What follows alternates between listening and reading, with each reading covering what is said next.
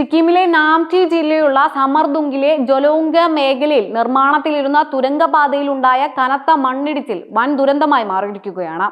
കഴിഞ്ഞ തിങ്കളാഴ്ച ഉച്ച കഴിഞ്ഞ് 3:40 നാടിനെ നടുക്കിയ ഈ സംഭവം നടന്നത്. ടീസ്റ്റ സ്റ്റേറ്റ് 6 ജലവൈദ്യുത പദ്ധതിയുടെ ഭാഗമായി NHPCക്ക് വേണ്ടി പട്ടേൽ എഞ്ചിനീയറിംഗ് ലിമിറ്റഡ് നിർമ്മിക്കുന്ന തുരങ്കത്തിന്റെ പ്രവേശന കവാടത്തിലേക്ക് ഭീമൻ മൺതിട്ടയും വലിയ പാറക്കെട്ടുകളും പെട്ടെന്ന് ഇടിഞ്ഞു വീഴുകയായിരുന്നു. ഇതോടെ തുരങ്കത്തിന്റെ കവാടം പൂർണ്ണമായും അടയുകയും ഉള്ളിൽ ജോലിയിലുണ്ടായിരുന്ന വലിയൊരു സംഘം തൊഴിലാളികൾ ഉള്ളിൽ കുടുങ്ങിപ്പോവുകയും ചെയ്തു.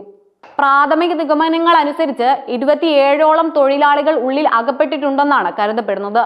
സംഭവത്തിൽ ഇതുവരെ 8 പേരുടെ മരണം സ്ഥിരീകരിച്ചിട്ടുണ്ട്. ഇതിൽ ഒരു മലയാളിയായ കോട്ടയം സ്വദേശിയും ഉൾപ്പെട്ടിട്ടുണ്ടെന്ന വിവരങ്ങൾ പുറത്തു വരുന്നതോടെ കേരളത്തിലും വലിയ ആശങ്കയാണ് നിഴലിക്കുന്നത്. ദുരന്തത്തിന്റെ തീവ്രതയും പ്രദേശത്തെ പ്രതികൂല ഭൂപ്രകൃതിയും കാരണം കൃത്യമായി എത്ര പേർ ഉള്ളിൽ കുടുങ്ങിക്കിടക്കുന്നു എന്ന് തിട്ടപ്പെടുത്താൻ കഴിഞ്ഞിട്ടില്ലെന്ന് ജില്ലാ കളക്ടർ അനുപ താലിംഗ് അറിയിച്ചു.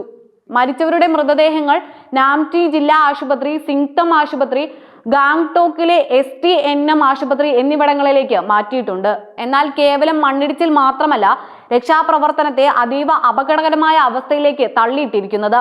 തുരങ്കത്തിനുള്ളിൽ പ്രകൃതിദത്തമായി രൂപപ്പെട്ട വിഷവാതക ചോർച്ചയാണ്. പാറക്കെട്ടുകൾക്കും ഭൂഗർഭ ശിലാഘടനകൾക്കും പെട്ടെന്നുണ്ടായ വ്യതിയാനം കാരണം മീഥേൻ വാതകം വൻതോതിൽ പുറത്തു വന്നത് ദുരന്ത നിവാരണ സേനകൾക്ക് വലിയ വെല്ലുവിളിയാകുന്നു. പ്രാരംഭഘട്ടത്തിൽ തുരങ്കത്തിനുള്ളിലേക്ക് കടക്കാൻ ശ്രമിച്ച വെസ്റ്റ് ബംഗാളിൽ നിന്നുള്ള വിദഗ്ധ സംഘങ്ങൾ ഉൾപ്പെടെയുള്ള രക്ഷാപ്രവർത്തകർക്ക് കഠിനമായ തലക്കറക്കവും ബോധക്ഷയവും അനുഭവപ്പെടുകയും തുടർന്ന് അവരെ ഉടൻ പുറത്തെത്തിച്ച് അടിയന്തര വൈദ്യസഹായം നൽകുകയും ചെയ്യേണ്ടി വന്നു. നിലവിൽ പ്രത്യേക ഗ്യാസ് മാസ്കുകളും ഓക്സിജൻ സിലിണ്ടറുകളും മറ്റ് സുരക്ഷാ സന്നാഹങ്ങളും ഉപയോഗിച്ചാണ് ദുരന്ത നിവാരണ സേനകൾ ഉള്ളിലേക്ക് നീങ്ങാൻ ശ്രമിക്കുന്നത്. കാഴ്ചപരിധി തീരെ കുറഞ്ഞ സാഹചര്യങ്ങളും ഇടുങ്ങിയ വഴികളും രക്ഷാപ്രവർത്തനം സാവധാനത്തിലാക്കുന്നുണ്ടെങ്കിലും കുടുങ്ങിക്കിടക്കുന്ന ഓരോ ജീവനും രക്ഷപ്പെടുത്തുക എന്നതിനാണ് തങ്ങൾ പ്രഥമ പരിഗണന നൽകുന്നതെന്ന് ജില്ലാ ഭരണകൂടം ആവർത്തിച്ചു. ദേശീയ ദുരന്ത നിവാരണ സേന, സംസ്ഥാന ദുരന്ത നിവാരണ സേന, സിക്കിം പോലീസ്, അഗ്നിശമന സേന, ആരോഗ്യ വകുപ്പ്, സിക്കിം സംസ്ഥാന ദുരന്ത നിവാരണ അതോറിറ്റി എന്നിവയുടെ നേതൃത്വത്തിൽ പ്രദേശത്ത് വൻ സംയുക്ത രക്ഷാപ്രവർത്തനമാണ് പുരോഗമിക്കുന്നത്. കട്ടിംഗ് ഉപകരണങ്ങളും ഡെബ്രിസ് ക്ലിയറൻസ് മെഷീനുകളും ഉപയോഗിച്ച് അവശിഷ്ടങ്ങൾ നീക്കാനുള്ള ശ്രമങ്ങൾ നിരന്തരം നടത്തുന്നുണ്ട്.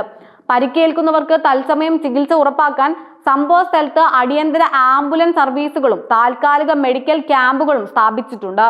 ദുരന്ത വിവരം അറിഞ്ഞയുടൻ പ്രധാനമന്ത്രി നരേന്ദ്രമോദി സിക്കിം മുഖ്യമന്ത്രി പ്രേംസിംഗ് തമാങ്ങുമായി ടെലിഫോണിൽ ബന്ധപ്പെട്ട് സ്ഥിതിഗതികൾ വിലയിരുത്തി. കേന്ദ്ര സർക്കാരിന്റെ ഭാഗത്തു നിന്നുള്ള എല്ലാവിധ സാങ്കേതിക സാമ്പത്തിക സഹായങ്ങളും വാഗ്ദാനം ചെയ്ത പ്രധാനമന്ത്രി ആവശ്യമെങ്കിൽ കൂടുതൽ വിദഗ്ധ സംഘങ്ങളെ പ്രദേശത്തേക്ക് അയക്കണമെന്നും അറിയിച്ചിട്ടുണ്ട്. നാടും വീടും വെടിഞ്ഞ് വിദൂര ദേശത്ത് ജോലി ചെയ്യാനെത്തിയ തൊഴിലാളികളുടെ ജീവനായി ബന്ധുക്കളും നാട്ടുകാരും പ്രാർത്ഥനയോടെ കാത്തിരിക്കുകയാണ്. തുരങ്കത്തിനുള്ളിലെ വാതക സാന്നിധ്യം കുറയ്ക്കുന്നതിനും ശുദ്ധവായു കടത്തിവിടുന്നതിനുമായി വലിയ എയർ പമ്പുകൾ സ്ഥലത്തെത്തിച്ച് പ്രവർത്തിക്കാനുള്ള ശ്രമങ്ങൾ ഊർജിതമായി നടക്കുന്നുണ്ട്. എത്രയും വേഗം വഴി തെളിയിച്ച് കുടുങ്ങിക്കിടക്കുന്നവരെ സുരക്ഷിതമായി പുറത്തെത്തിക്കാനാകുമെന്ന ഉറച്ച പ്രതീക്ഷയിലാണ് അധികൃതർ.